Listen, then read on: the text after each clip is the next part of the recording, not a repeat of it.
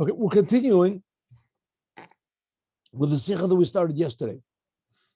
And if you remember, the Rebbe is talking about the dividing up of the land of Israel for the first time.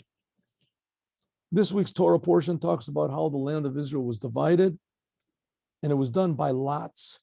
And we talked yesterday, like a lottery.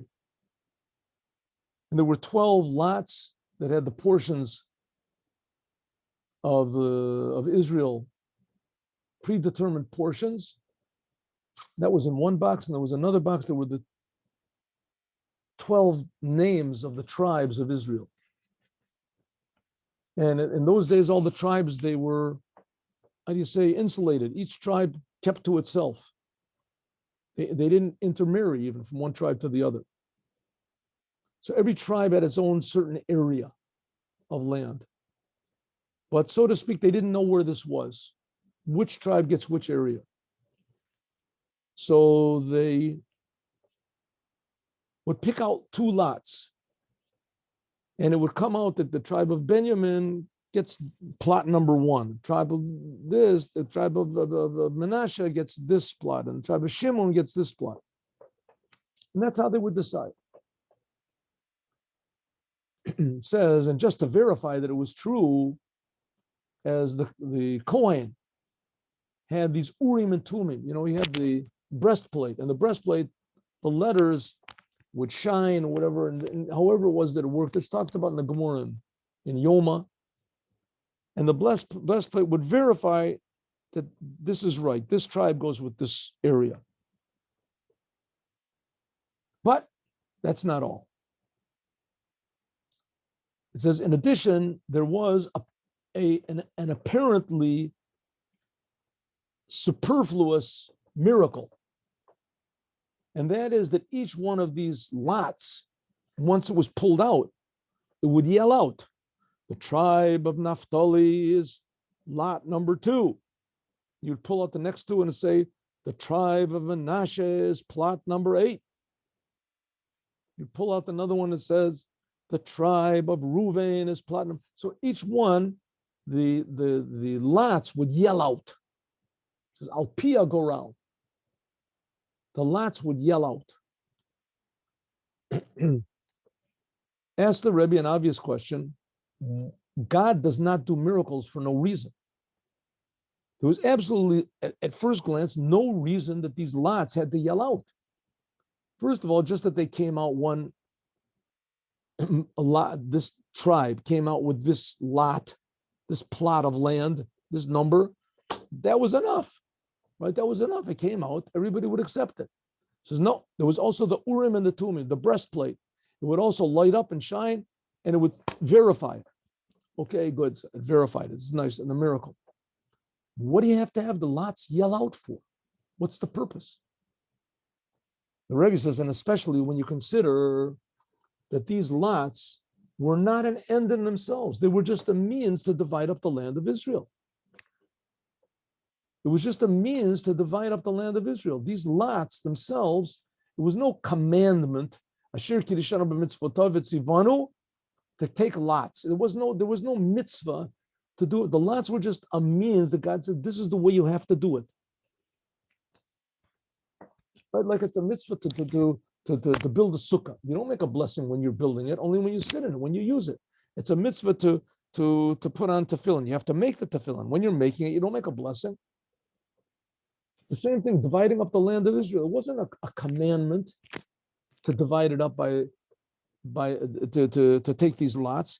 That was just the means that God said you had to use in order, one of the specifications. If so, what does that add on? The fact that there was the lots yelled out. Why do they have to yell out? Okay.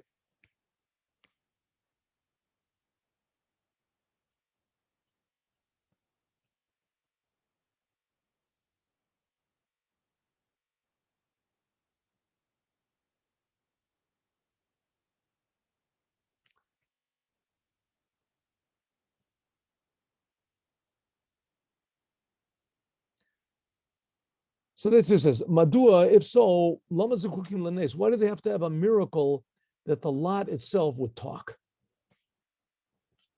right? The lots were just a means to something else. What do you have to put a miracle that they yelled out? Absolutely no purpose to it. We can say the answer is like this. Since the God commanded that you have to divide the land up by means of lots, it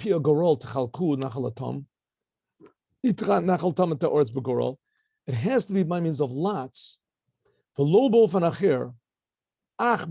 Means only. Therefore, the division had to be, the land had to be by means of the lot itself. In other words, you couldn't depend on the Urim and the Tumim that they lit up. The lot itself had to be as complete as possible, even though it was only a means. We can say, and therefore, the birur be'emitit inyan hagorel, therefore the verification of what this lot really was, it had to be self-contained in the lot itself. Hagorel atzmo, the lot itself would yell out. It wasn't enough just the fact that the Urim and the Tumim, the breastplate, would light up. The lot itself had to be an autonomous proof as much as possible.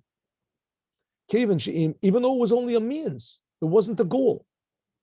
If they used the lots and it didn't divide up the land for whatever reason it was, so there was no commandment that was done. It was if there was a little bit of a doubt, if this lot was, maybe it was just by accident. Therefore, you had to have something else. Ruach HaKodesh, you had the Urim, the Tumim, in order to show that the lots were really true, right? Maybe the Kohen, he had some preference for one tribe or another tribe. Maybe he had some sort of a feeling, right? Maybe the Kohen himself had some sort of an intuition and he pulled out this one from this one. That's not good. It has to be that the lot itself is doing the division. So therefore, it shows that the lot itself, if you depend on something else, so it ends up that this one of these lots is not really sufficient to do its job in a complete way, namely apportioning the land of Israel. Therefore, the Goral itself had to yell out. By means of this, it caused that the Goral itself, that the lot itself, it did its work to the ultimate completion. It itself yelled out in a clear way that this boundary is going to belong to this tribe. In other words, even though it was only a means to an end, and because of that, you can say, listen, it's not really that important. I mean, really, you could have done the whole thing just with the Urim and Tumim alone. A lot of questions were determined by the Urim and the Tumim, by the breastplate of the Kohen Gadol. The breastplate of the Kohen Gadol, it says you could ask for prophecy, and it would prophesize, it would give simple answers. Right? You had to ask the questions. You could ask complicated questions, but it had to be that the answer would come in a simple way. So that was good enough. No, but it says in the Torah that you have to divide up the land by means of the lots. And if so, even though the lots you might think weren't really, practically speaking, weren't really necessary, you could have just relied on the breastplate alone. The lots were only just a means, but because it was a means that God said, so therefore they had to be with ultimate completion. So therefore, God made it that even the means to do something had every aspect of completion in it, and the lot itself would verify itself. It would scream out with a miraculous way that the tribe of such and such gets this lot, gets this portion. So even the means have to be complete and done with the ultimate perfection. But still, says the Rebbe, this is not so simple. Inyan Agoral, this whole idea, which this, of course, is going to relate to us. The whole purpose of our being here. A person is alive, right? And he lives a certain amount of time, and then he dies. So you figure in the middle, what's the big deal? You know, all this, so every little detail in the middle is tremendously important. We'll see, let's look and see. Inyan Agoral, this whole idea of the lots is not a thing in itself. Ela Emtsa'i, the lots are not a goal. Like we said before, there was no commandment to take lots. Like it's a commandment to put on tefillin. But the lots were just a means to divide up the land of Israel and to, similarly, the word, the speech that came out of this lot It doesn't really have anything to do with the dividing up the land according to the lots. It's just a side thing at first glance. What's the proof? It's like the voice that came out just sort of increased the verification that the lots were accurate. Oh, the parsemo. Maybe we can say, just to advertise what it is, right? The Benjamin comes out with number. Who knows it? Only the person who pulls it out. He yells it. The lot itself would yell out. If so, lamai nafka minim came b'chalukas ha'oretz im biru be'amiti tzeinyan agorel bol yedei agorel atzmo b'ofen acher. What do we care? Because the lots are only just a means to an end. So what do we care what verifies the lot? That the lot verifies itself by screaming out, or if it's by the Ruach HaKodesh, the Urim and the Tumim, or some other way, right? Even if it wasn't by the lot itself, not even more, even more, if you look in the Torah, it says that the biggest tribe got the biggest portion. So in a way, it didn't really need the lots at all. The lots were just, God said, do it just to make sure. So why did the lot have to scream out? To make it more sure. Because even if the lot would not yell out, you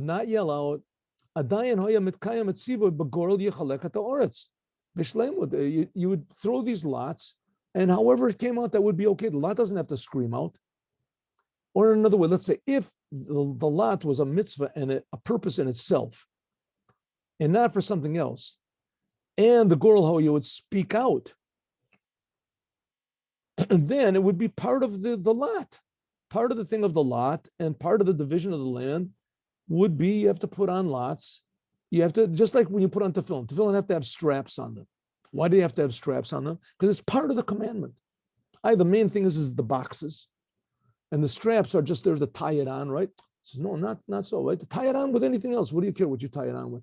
He says, no, you can't do that. Because it's a tefillin are a mitzvah in themselves. So every detail is important. But that's not the case with these lots. The lots were not a mitzvah in themselves. The lots were just a means. If so, why are all the little details, why is that important in the lots? It's not a mitzvah in itself. If the lots were a mitzvah in itself, then we could understand why all these details, right, the lots were so important. It had to be by means of the lot itself, and the lot itself verified itself. It had to scream out because that was part of the commandment. But because the fact of the matter is it's not so. The lots were just a means that God wanted that the land should be divided. The goal was to divide up the land. The lots were just, how do you say, one of the details on the way.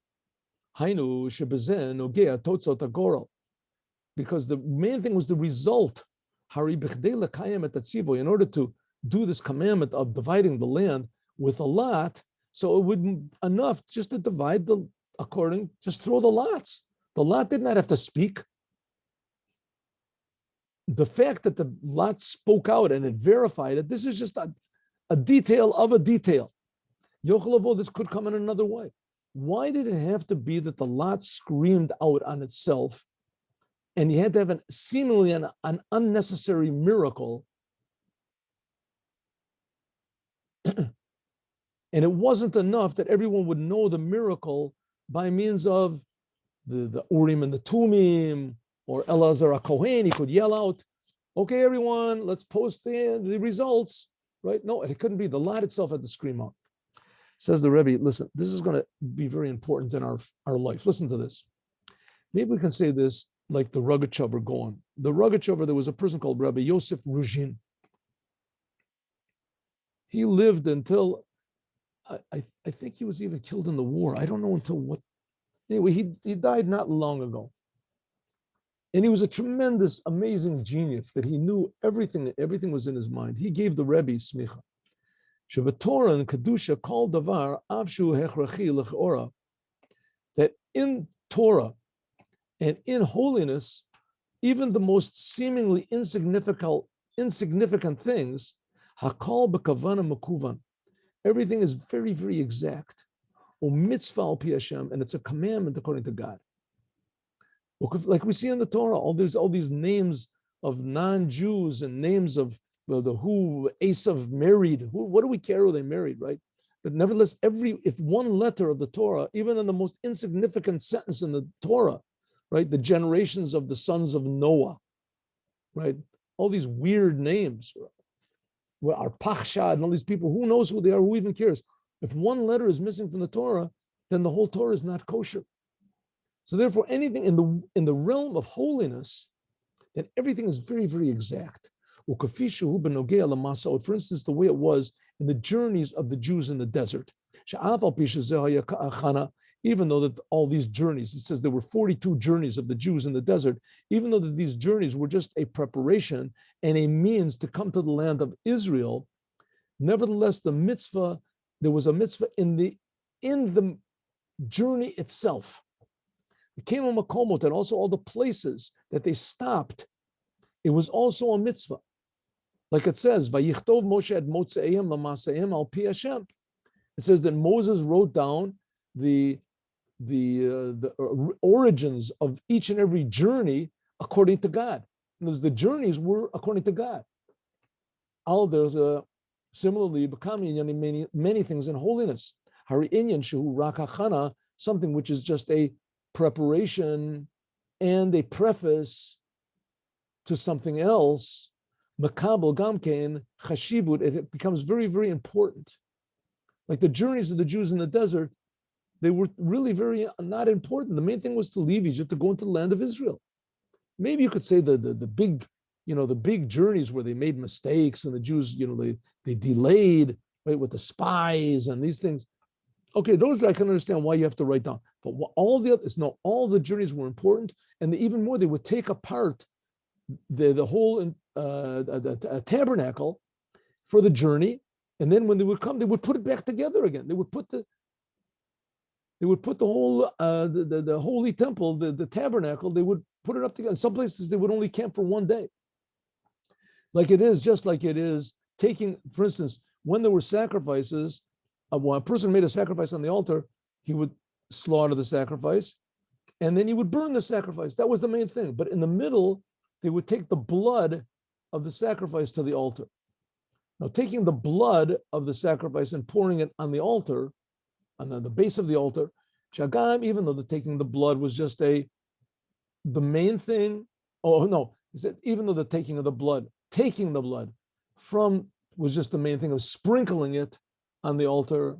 Not like I said, the commandment was to slaughter the blood, to take the blood to the altar, sprinkle it, and then to sacrifice the animal. So the whole idea of sprinkling the blood, that was a part of the sacrifice. But bringing the blood to the altar, it wasn't really part of it. It was just a preparation.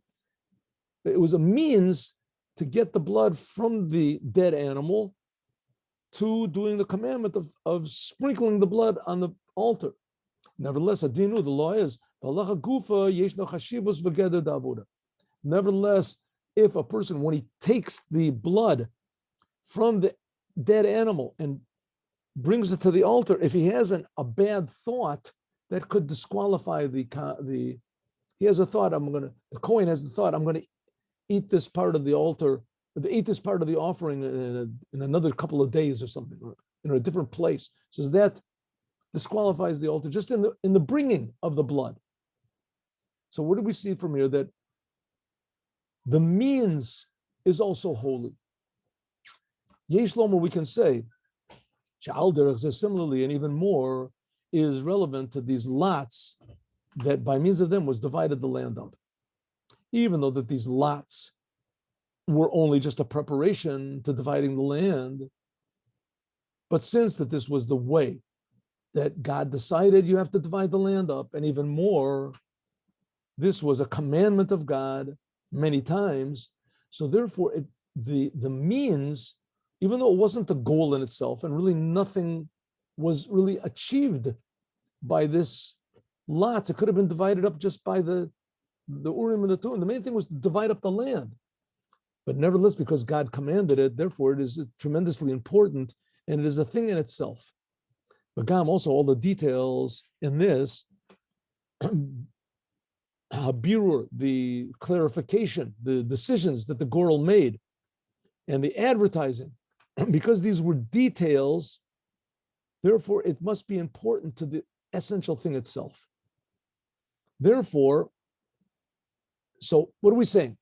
That seemingly unimportant details, accidental details, because God says that you have to do it, even though it could be done in another way. And God himself says that this is not the commandment. The purpose of it is to divide the land up, not to pick these lots. But because God said that the dividing of the land has to be by means of these lots, therefore it was nogea, it was very important, the whole entire idea of this lot, to do the commandment of God to divide the land of Israel. Shagor Latzva, that the lot itself would yell out and say, I am the lot, and I have taken the tribe of Reuven, and I gave him this area number 5, and I'm giving it to the tribe of Reuven. That this shows the lot itself has an importance to itself, and it has the ability to bring about the division of the land, like we're going to say, without any doubts. Okay, so let's explain this in a little bit deeper way. A little bit deeper way.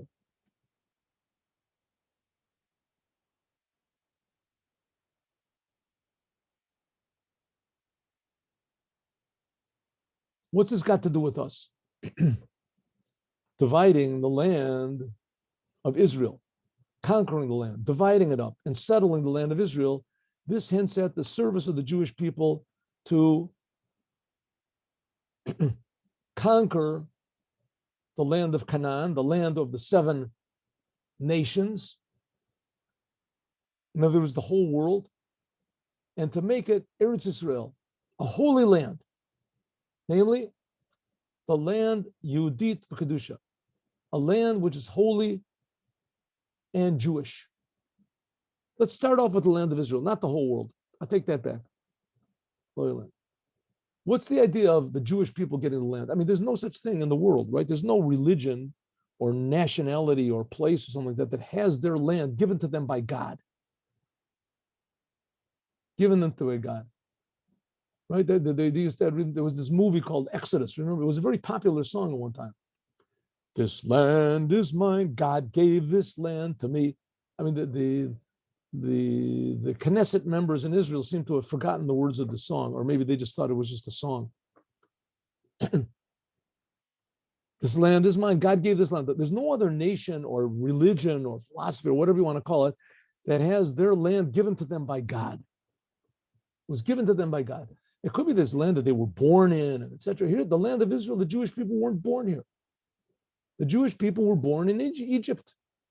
Almost all the whole entire Jewish nation was born in Egypt. True, Abraham, God promised Abraham the land of Israel, but all the Jewish people, they were all born in Egypt. They were all born outside of Israel. But the idea was to come, and the land of Canaan was inhabited by non-Jews from, time immemorial, whatever you want to say, from the beginning of time. And there were no Jews, right? 200 and whatever years before the Jews conquered the land of Israel, there was only 70 Jews. And before that, there was only 3. And God promised the land of Israel to one person. They didn't settle here at all. The promise is but the Jews had to come in and make it into a Jewish land and a holy land.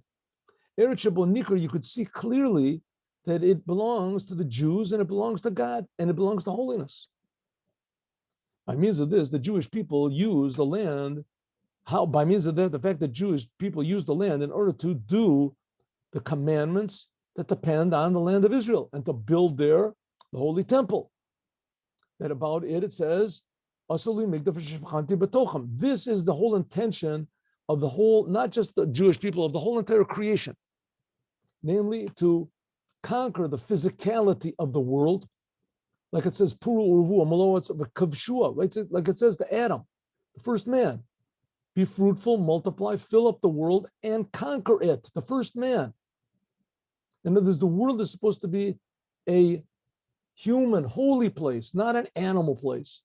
There should be a dwelling for God in the lower worlds, a place where the God will be found revealed.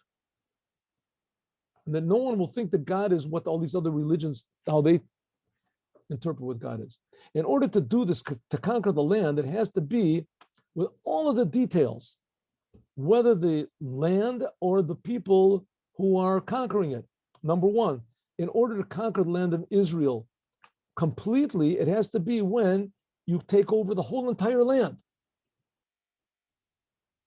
If there remains a little bit of the land that you did not conquer, so therefore the conquering, it's not complete. Even the parts that were conquered, they don't really belong to you. You want to conquer the land, it has to totally belong to you. So then nishar sakana, because if you leave some of the enemy there, then there's a danger from the people that are remaining there that you didn't conquer. Alder says similarly, number two, Misada Kovish. So the land has to be totally conquered. Number two, the people that are conquering it, they have to do it totally. Mataya kivush, when is it this conquering of the land is complete in a way that is recognized in a revealed way that the conquered land is totally conquered? When the people conquering it, munach b'pulat kivush, they are totally involved in the actual conquering with all of their being. It's not just a side thing. It's not just a hobby. It's not a temporary thing. It's not just for convenience, right? You could live in Madagascar, or maybe we could live in Venezuela. We could live in different places. No, the land of Israel is Jewish and totally, and we are Jewish totally. So therefore, those who are conquering it, they have to be totally involved, b'kol prate, in every single detail of their existence.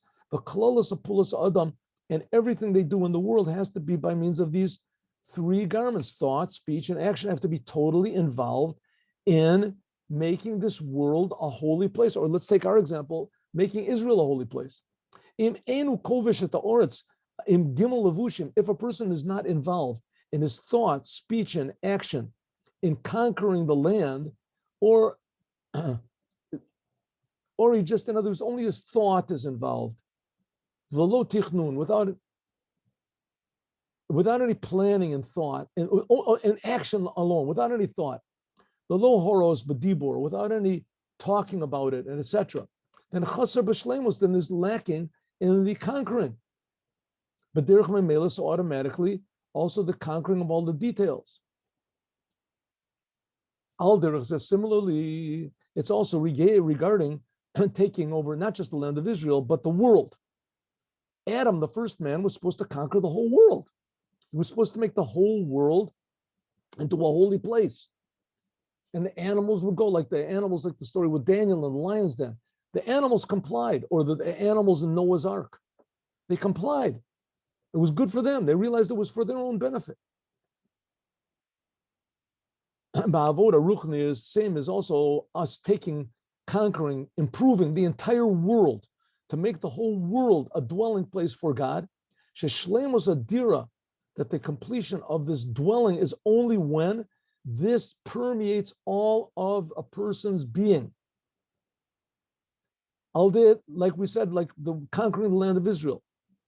Shabakal prat, it's like if you own a house, right? But one room you let squatters stay there. You let squatters, the house is not yours, right? You stay in the room. No, I just want to come out to just get a little bit of salt, a little bit. That's it. The house is not yours anymore. The house has to be totally yours, thought, speech, and action. Then it's really yours. The same thing, taking over the land of Israel. The same thing, improving the whole world. Tikun Olom. Shabakal prat, that in every detail of the dwelling, you have to see that this dwelling belongs to an owner of the person that dwells in the dwelling. Shenimsa begila, that it's found revealed there totally in every single detail of his being. Machshava dibur maisa, the Jewish people want to make the world a holy place. The only way they can do it is they have to be totally involved, each one of the Jews totally involved in improving the world and making the world holy and making the world meaningful and blessed. Because this is the set place. This is the set place where people are supposed to live, the world. So act like people. Similarly, it is regarding this, the making God a dwelling place in the physical world, just like it is in your house, right? In your house, if it's your house, so it's yours, you feel good, you come back, it's your place. You're there, you could talk differently, you think differently, you speak differently. The same thing that should be making the whole world a house for God. Shleimus Adira, the completion of making a dwelling, this is that all of the details of the world will become a dwelling for God, for God's essence will be found there revealed.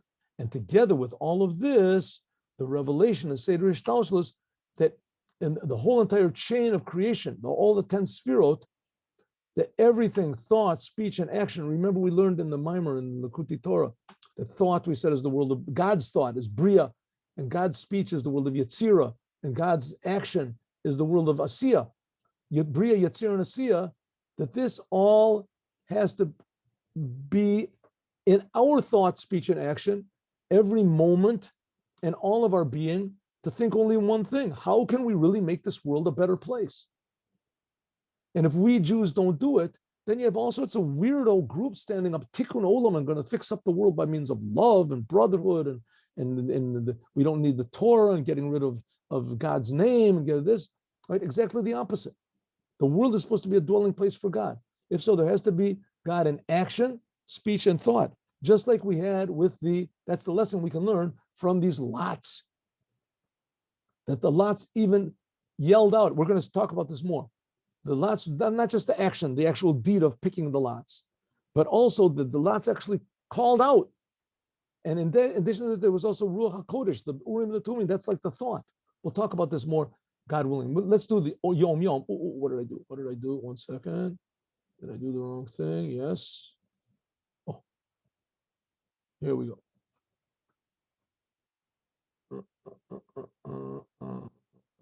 It goes. Yom Yom. Today's Yom Yom. We're going to do it in English. No, we did it in English. The Alter Rebbe, the first Rebbe of Chabad, said about one of his Hasidim called Moshe Velinker, that he has a tremendous mind, wide mind, a great intellect. In the 10 years that he worked, he attained through his thinking and understanding a powerful, wide-ranging intellectual. In his 10 years of toil, he increased and widened his mind so that he could understand the deepest ideas. For 3 years, Moshe Velinker prepared himself to go into Yechidus with the Alter Rebbe.